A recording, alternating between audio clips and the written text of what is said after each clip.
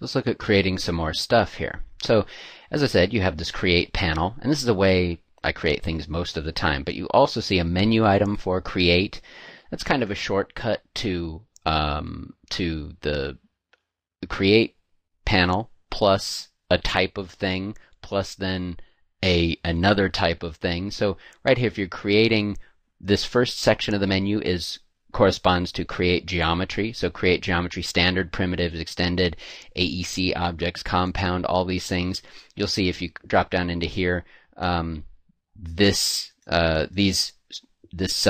menu items match these little rollouts here. So can be a quicker way to get to some of that stuff. I started using 3D Studio before they had a create menu. You created everything through here, so I still tend to create it through this panel, although sometimes it is a heck of a lot quicker to go just navigate the menu structure this way as opposed to go to here, go to here, go to here, go to there, and then hit a button. So you can get through it with fewer clicks sometimes. However, that being said, I still oftentimes use this method. So let's create a few things. If we create some standard primitives here, let's start out with that. Let's create a sphere. All right. Now you can see that before you start creating something, you can set a few things. Creation method. You can have keyboard numeric entry here to create it, and then a sphere itself has all these different parameters pertaining to its being a sphere. It has a radius, it has a certain number of segments, and it has some options here. Now, we definitely won't be able to get through all the options of everything, but before you create something, it's a good idea to look through and see what you've got. If I just draw a sphere, it's going to draw from the center out. Well, I mean, that's fine, but maybe I want to put a sphere on the floor. Well, there's a great option for that. Base to pivot will draw a sphere, but it will use the bottom of the sphere as sort of the point at which it is drawn from and grows from, so it'll automatically appear on the floor or a table or wherever you want to put it. So sometimes it's handier to do that.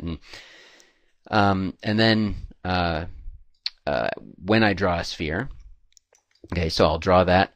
And now I have a number of segments that I can choose, and what that refers to is how many divisions that sphere has. And you'll see most objects have something similar, the idea of segments, which means 3D Studio, each object, if it's a round sphere, is actually made up of polygons. And those polygons, if we right-click on my perspective view here, or the name perspective view, I get some options for this view.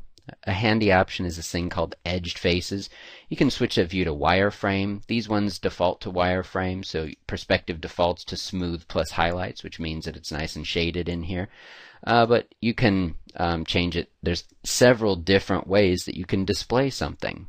The common ones to use are smooth plus highlights, wireframe, or smooth plus highlights, and then this thing called edged faces, which is kind of a combination of both of them. So when I zoom into that sphere a whole lot, I can see that this seemingly round sphere is actually made up of flat planes or polygons. 3D Studio has a couple of different geometry types. It's best at polys, and so we'll get into some of the differences between geometry types, but most of the time when you're creating geometry in 3D Studio, it is polygons. It is like this. So it is even round stuff is actually made up of little flat planes. So if I was getting really near to this sphere, all of a sudden the edges of it are going to show up. So I want to increase the number of segments and make that thing seem rounder. Okay, so as I increase the number of segments of that thing, I increase the number of polygons it is made out of, and so I make it divide more between them, and it's going to be rounder, less planes. If I go way down to as low as you can go here, I get a really rough sphere. Hey, you can already get a sense of what's so awesome about 3D Studio is that any changes I make in this panel here, while my sphere tool and the sphere I've just created is active, it allows me to modify that thing really fast and really easily. So I can create it to be a hemisphere, and so it just sort of sinks back into the ground from whence it came, and I've created a hemisphere that way. You can also turn a thing called slice on, and you can create a little orange or whatever you want to make. So you turn that off, and it's a whole sphere. Base to pivot. All of these options update the sphere live, and you can see what they do. So this is one reason why 3D Studio is so awesome, is that it allows you to quickly see what it is you're doing and that the changes you make. It's one thing that's so great about it.